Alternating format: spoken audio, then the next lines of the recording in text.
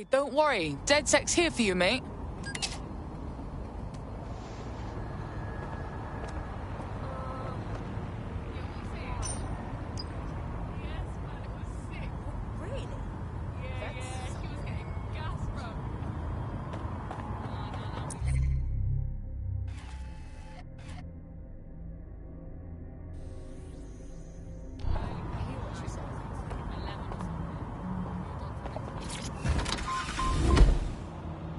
Staring at the stars in the back of my car.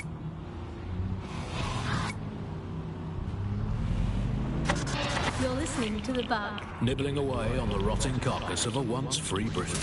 Hello, resistors, this is The Bug, keeping the fire of hope alive in the vacuum of today's Britain. Okay, fires don't burn in vacuums. It's a little novelty Christmas light, shaped like a flame, but it's something. It is something to cling to. Joining me, as always, is Alice. And Alice, hold the front page. Technology apparently is here to stay.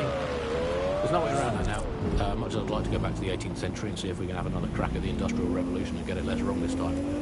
But new tech is creating 4,000 jobs. Count them all, 4,000. 4,000 new jobs, thanks to this new tech investment. I mean, that's a very exciting thing if you're someone who wants to work in the tech sector, but I can only assume that this tech investment has created 4,000 jobs that will immediately be taken by robots. Even if they're not, there'll be jobs that no one in their right, sane mind would actually want to do, but that's the price of progress, I guess.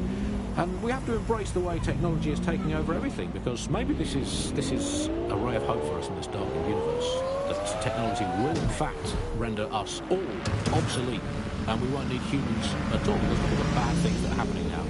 What is the common denominator behind all of them? I don't know, Andy, tell me. All the bad things that are happening now, all the bad things that have ever happened, all involved human beings. They're always involved whenever anything goes wrong from the very dawn of time. And think of this, an automated Nigel Cash, surely a step up on the human Nigel Cash. You could even program it to have a tiny, tiny sliver of conscience. And if you had an automated Prime Minister, you could program it to be occasionally in the God outcome.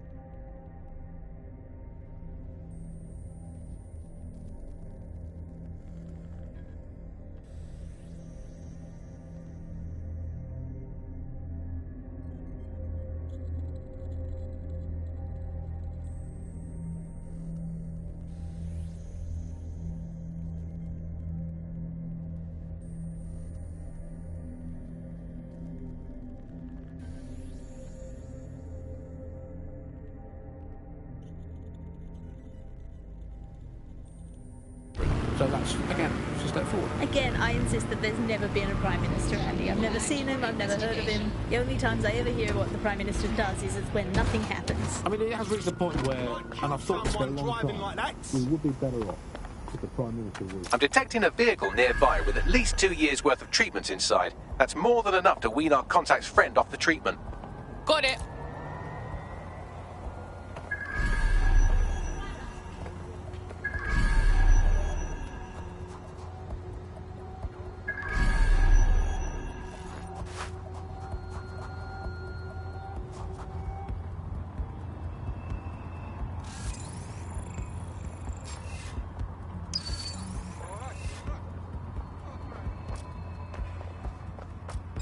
What was that?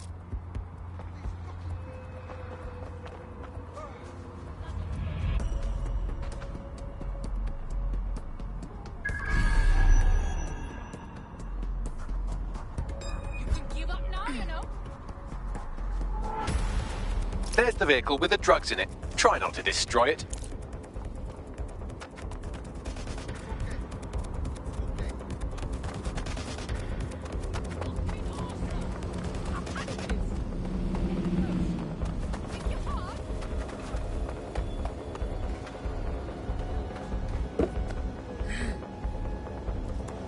Come on then, let's go. This will be a fucking reckoning.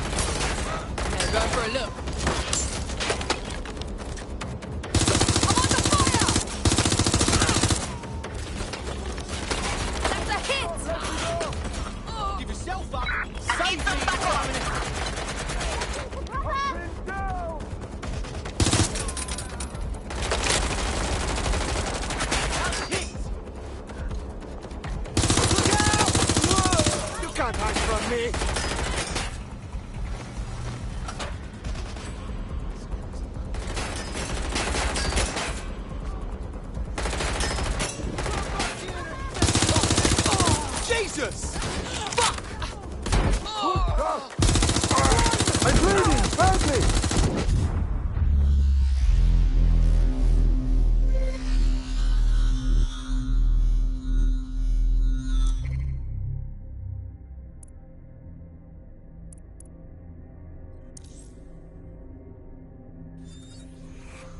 Now we're talking.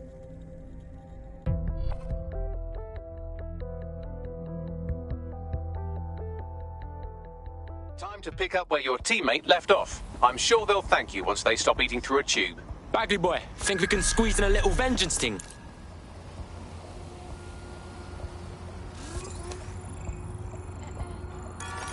There's the vehicle with the drugs in it. Try not to destroy it. Fucking shit, bollocks. Not today. Go suck your mom. I don't like where this calm down. You don't want any trouble? Too late now, fucker. You're on Clan Kelly territory, so all you're gonna find here is trouble, motherfucker. So get the fuck out! Blue optics overflow with fresh shit. Okay. Just ain't what you know. Can't handle what I'm doing. Otherwise.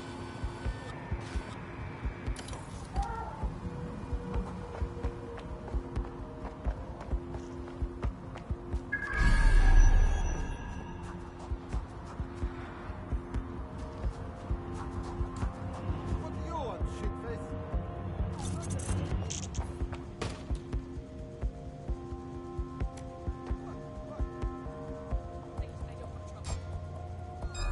Wait, is that dickhead?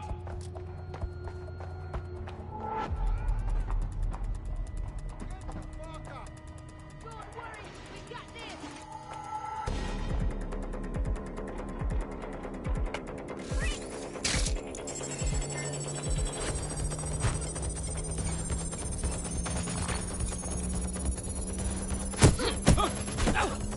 That's it. May I get me scared?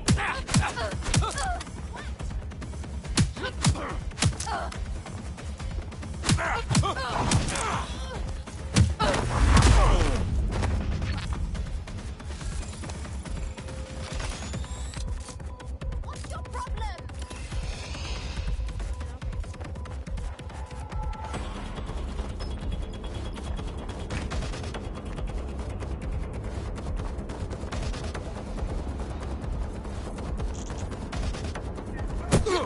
I'm here!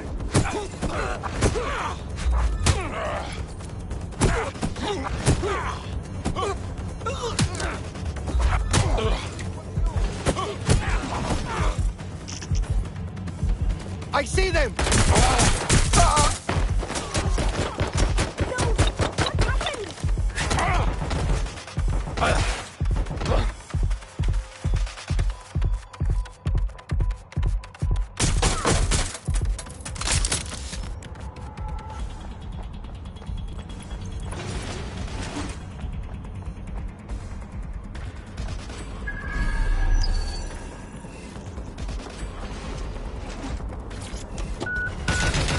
Yo, got me the whip, cuz. Where's it going? I found a safe location where our friend can pick it up. Sending you the coordinates now.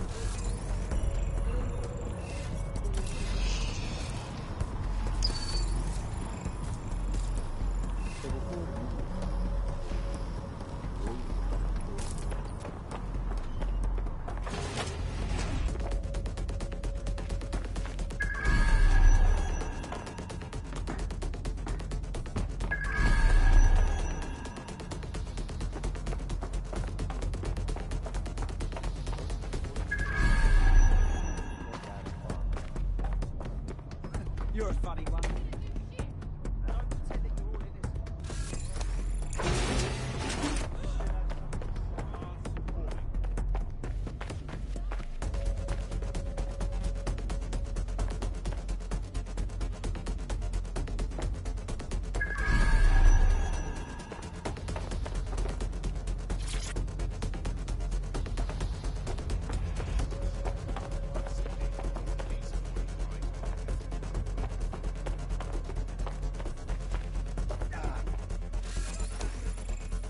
What's your problem?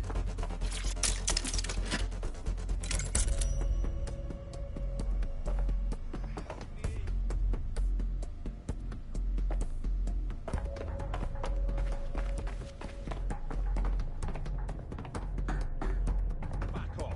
Keep out of this.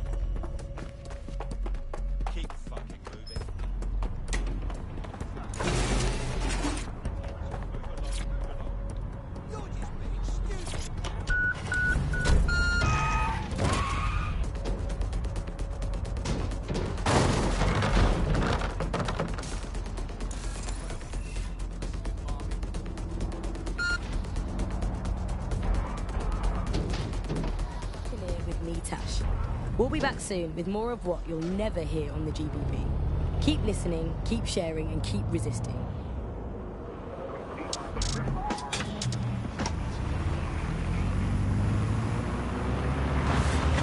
You're listening to The Bug. May cause nausea, vomiting and headaches. You're listening to The Bug, the Resistance comedy show brought to you by the Buccaneer Network. I'm Andy, joining me, as always, Alice. I'm excited to be here. Apparently, the Resistance is not going well. Again? Well, there has been some news about DedSec, the resistance and/or terrorist organisation, delete according to preference. Not preference, sorry, delete according to whether or not you work for the government, SIRS, Blue McGillies or Albion. According to a SIRS official, DedSec is no longer a threat, which I guess is true in that it was never a threat in the first place. Reminds me of when my great-aunt Gladys had her appendix out. Oh, Andy, that surgeon's a real threat, waggling that knife at me, trying to knock me out. Well, they call a scalpel and an anaesthetic, Gladys. Anyway, if SIRS officials say DedSec is dead and buried, I guess we have to assume that DedSec has never been stronger. But I do worry, Alice.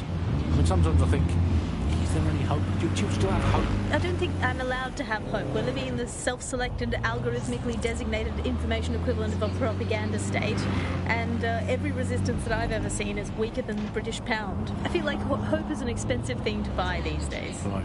I mean, is it all totally pointless? I mean, it can feel pointless, but then again, I've spent almost all of my life doing pointless things, like watching sport, thinking about watching sport, learning French and hoping for a better future. All completely pointless. But yeah, I've done them, so we might as well carry on. Is there a light at the end of the tunnel? Yes, I think there is. Unfortunately, what is that light? Is it an oncoming train? Well, no, it couldn't be. Obviously, that train would be late or cancelled. Is the light at the end of the tunnel a burning effigy of the concept of hope? Quite possibly. Is it the soul of Sky Larson imploding into its own vacuum? May well be that. Is it the ego of Nigel Cass that is now so big that it's sucked all the light in the universe into itself? I think that it is most likely is that, but we'll never give up, Bug fans. This resistance will never die. One day, we will again be free. Free from these technological chains, free to choose our own futures, free to live our own lives, free to waste our time watching people bake cakes and dance badly again. Those were the days. Oh yeah. Before we go, time for a quick bug off. I'm going to nominate this week Sky Larson here at The Bug. We are all in favour of strong, powerful women.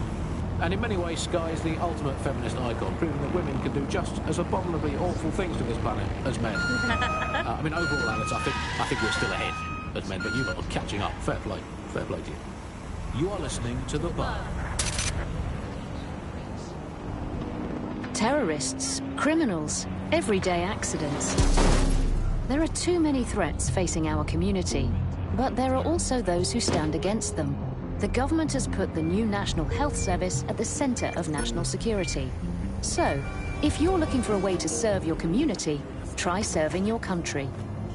The NHS. We might be smaller, but we still care.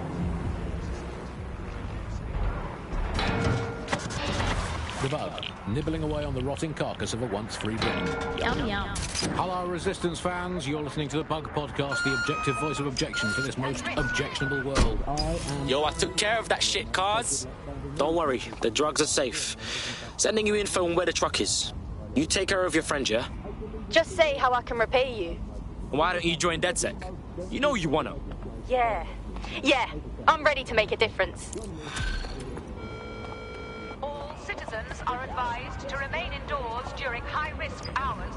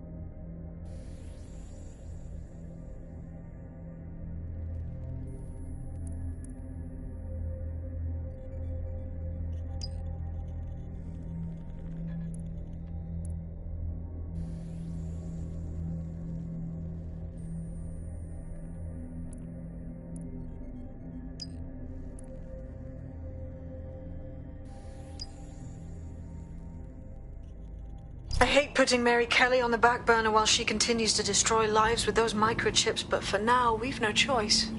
Then perhaps it's time to have a closer look at the elephant in the room. Nigel Cass, billionaire warmonger and current CEO of our local horde of thugs, Albion PMC. Cass certainly profited most from the bombings. We can inspire London to resist from now till forever, but it still won't break Albion's grip on the city. Not with Cass at the top. Oh, fuck yeah. We take down Big Man Cass and break up his whole fucking Merc operation. Now, that's what I'm talking about. Let's fucking do it. Bagley's come across a possible gap in Cass's armor. An ex-insider, ex-friend with an axe to grind. He'd be an asset if we can find and convince him to work with us. Come to the safe house. We'll talk it through.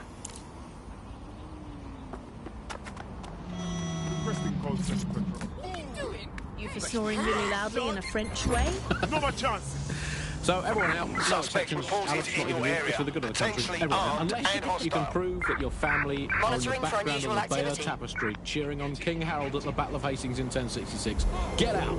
Actually, that's not British enough. Unless you can show unarguably that your direct bloodline is untainted by anything since before the Romans.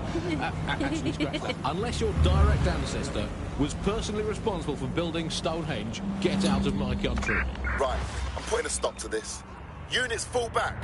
Over. I guess when you look at it, you know, the best way is to stop immigration, apart from, obviously, the end of the world, to make the place you want to stop people coming to as unpleasant as possible. So, But we absolutely are doing that, Andy. Well, you know, fair play to the government for helping us with that. Another option, extend the White Cliffs of Dover. They've been resting on their laurels for too long. Very inefficient, it turns out, as a means of stopping immigration. We need to extend them by about another 11,000 miles, a full wrap around Great Britain, and they could do it being about 1.5 kilometres higher as well, with a special greasy coating to stop people clambering over the top or however they get in. Here's a quick joke for you, Alex. Did you hear the one about the woman who went into the immigration processing centre and was ever seen again? No, Andy, I didn't hear that one. Boo.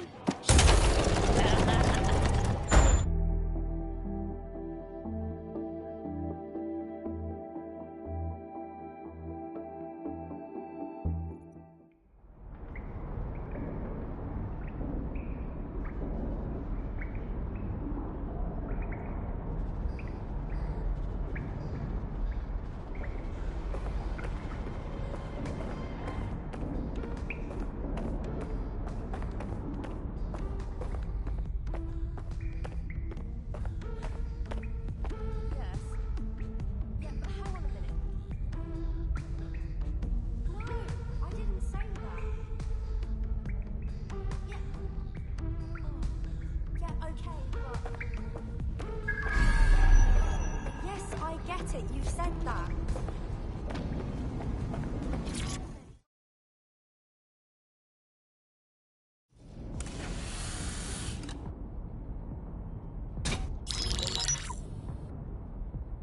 Right, let's talk about Albion PMC, the only British organisation to successfully oppress more of the developing world than the British government, led by Nigel Cass, a man the partisan media calls a charismatic visionary, and Amnesty International calls a war criminal.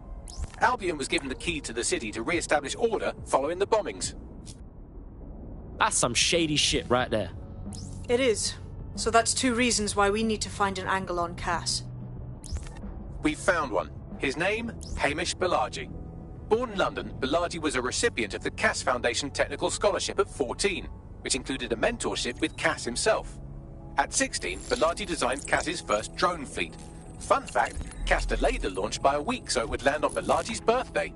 Cass sounds like Balaji's second dad. Why would he help us? They had a falling out after an incident in the Niger Delta 3 years ago. A buried human rights investigation accuses Cass of ordering a drone fleet to wipe out a village protesting the construction of a pipeline, but the drones malfunctioned before they could. Balaji is named as the likely saboteur. He's been on the run ever since, but now tracking data shows he's reappeared in London. Shit, he's looking for redemption like with the protesters. This guy designed Cass's drone fleet. I think he's trying to disarm Albion. He covers his tracks well, but that's a good guess. Unfortunately, according to this Albion intelligence report intercepted by our friend Caitlin Lau, Cass knows Balaji's in London as well. So, that's the op. Make contact with Balaji before Albion finds him. Then convince him we have a mutual enemy in Cass.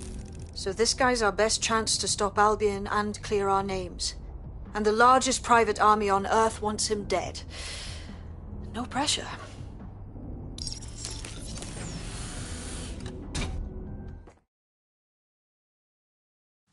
It took some doing, but I've narrowed down the area where we're most likely to find Hamish Balaji. I've pushed the coordinates to your optic.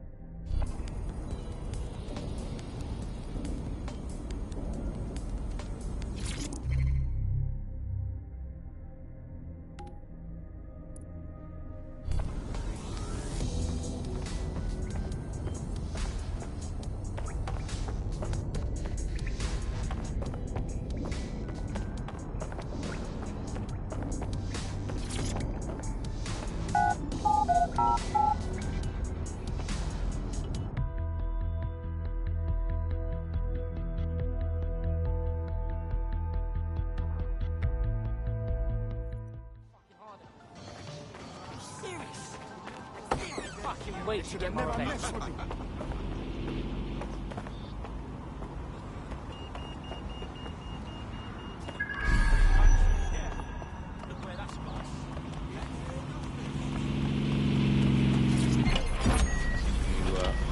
Control to all units, possible hostiles near your location. Our guests to Britain go for a longer than Understood, Control. Awaiting further instructions. Over. To the bar. I will conclude this. Suspect has crossed the checkpoint. Over. I think immigration is right up there, Alice. When you think of all the health professionals we've stolen from overseas over the years here in Britain, it's quite possible that all these people are just coming here to try to get an appointment with their local doctor. Yes, and he's certainly someone who came from the expanded arm of the empire when Britain was still reaching out rather than folding in on itself. Most of us just come here to visit our stuff in the museums. Please advise. British way. Speaking of international movement, Britain was recalled over.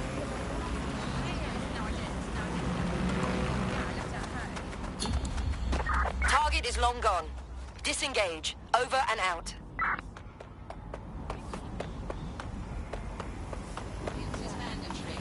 Disobedience will be met with force. Yeah, I'm holding as still as I can. Stay still. Get profile checker then alert. They've arrested those German spies in that SIRS crackdown on the illegals in Hackney, and I think that's a sad thing. I think I used to think of Germans as quite scary, but that.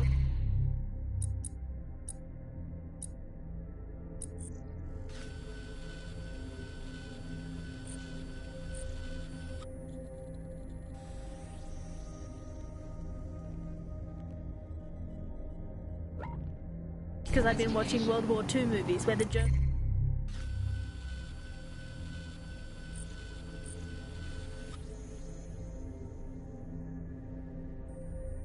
all have English accents. They speak in that very precise way. It's very, we have ways of making you talk. And now Germans all have that American accent where it's all like, oh, welcome to the party. We're having a really nice time. They're much friendlier Germans. Let them stay. Well, that's all today, Bugsters. Remember, it's not as bad as it seems. Honestly. I hope. Until next time. Bye-bye.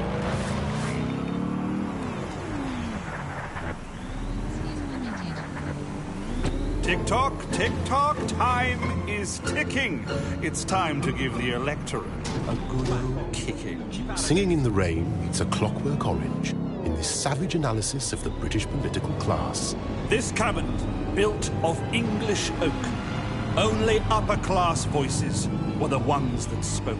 Get a ticket, steal a ticket, break down the fire exit door, just get to see this show. Broken Dreams, the political musical of the decade. Book your seat at the Verity Theatre now. Coming up today on The Upload, we're talking about Skye Larson, the enigmatic founder of Broker Tech. Everyone knows her name, but no one knows too much about her. And we only really see her these days as a hologram. She was pretty young when she launched Broker Tech, the company that is best known for introducing Bagley to the world. Nowadays, it's hard to remember a world before Bagley. Bagley is the most advanced, significant AI of our time, and it's really blown all the other AIs that were created out of the water. And I think that what Skye Larson's done with Bagley is absolutely incredible. Yeah, I mean, I can't really imagine the optic without it. But what do you know about Skye Larson herself? Not a lot, other than that she's actually pretty incredible.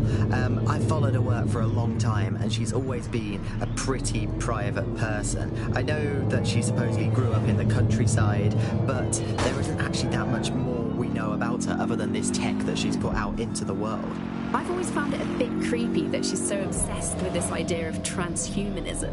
Why wouldn't you be? When you've got a mind as amazing as Skye's, why wouldn't you want to take what you've got and actually augment it by working with technology, by improving your physical self, changing your body and the world around you, implementing more technology to extend your life and really sort of extend human capabilities? You sound pretty much in love with Skye Larson, I have to say.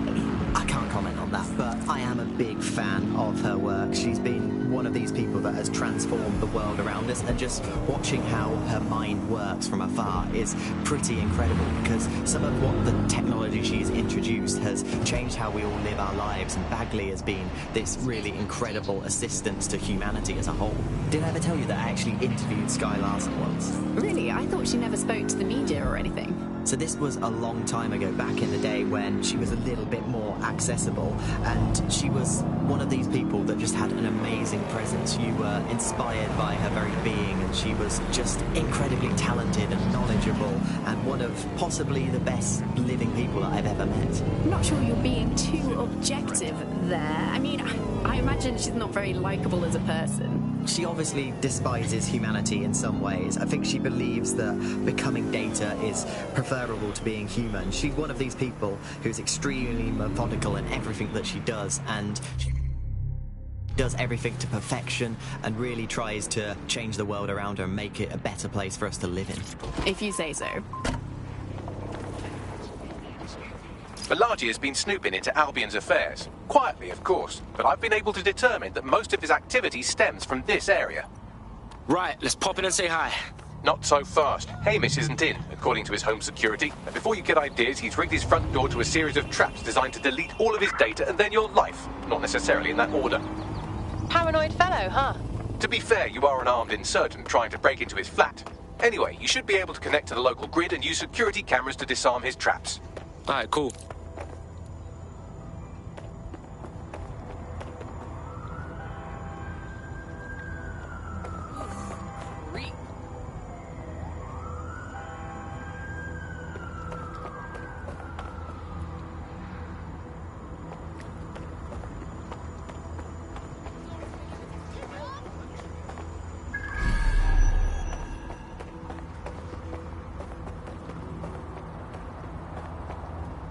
I believe the main interface is on the rooftop.